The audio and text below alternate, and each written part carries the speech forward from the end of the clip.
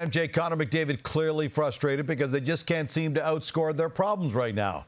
And they're running out of runway to recover. The goaltending just isn't good enough. Their defense just not good enough as a team to compensate for that.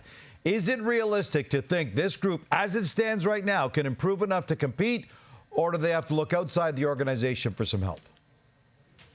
All right, Gino, I'm going to give you a two-part answer there. Yes, they need to look outside the organization for goaltending help, specifically goaltending, recognizing that Jack Campbell wasn't getting it done. Stuart Skinner hasn't followed up his rookie year with a great performance in his second year. So, yes, shot for a different goaltender.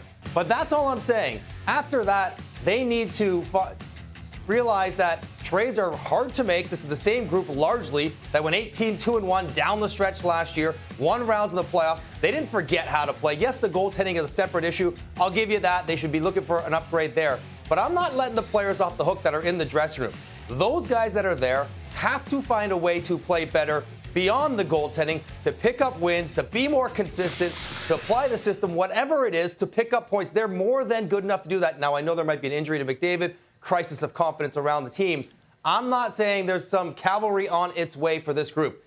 The solution is either in the room or the problem is in the room. I'm going to have to live or die with the guys that are there now. MJ, as it stands right now, Edmonton will need to play .647 hockey for the rest of the season to hit the 95-point mark that earned a playoff spot last year.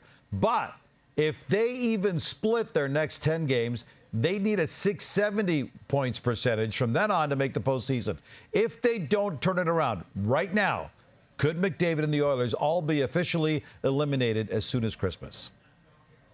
Absolutely, Gino. I never argue with the math. You presented a very compelling case. Yes, everyone will point to St. Louis. They were last overall at Christmas, then they went on to win a Stanley Cup. That's never happened before. Very unlikely to happen again. That's how situation critical the next 10 days, 2 weeks are for the Edmonton Oilers. They can't even split, as you mentioned. Like, they have to go on a run playing 600, 700 hockey just to get themselves back in the pack where they're chasing and close enough to maybe catch someone.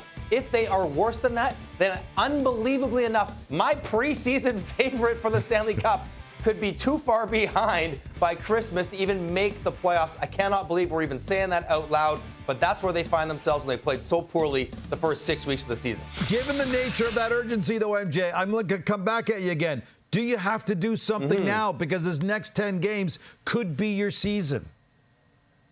Gino, they just fired the coach. What more significant change could they make than fire the coach and send the starting goalie to the minors? They've already done the shakeup. If you think changing a third-line winger or a fifth defenseman is going to make some significant difference, it will not. They've already tried that. And to try to get a top four defenseman, which every team would like and they could use, so difficult with the cap and the guys they'd have to trade and the assets and no-move clauses and everything else. It's not feasible that they could get a player good enough to impact them more than the changing of the coach that they already tried. So, no, they don't have to do something because they've already gone down that road. It's on the players in the room to figure it out. They're good enough. They're just not playing well enough. Last season, the Oilers played a .665 clip, finishing with 109 points. Part of that was an 18-2-1 run to close out the season. Doable, but it sure feels like they'd be tempting fate.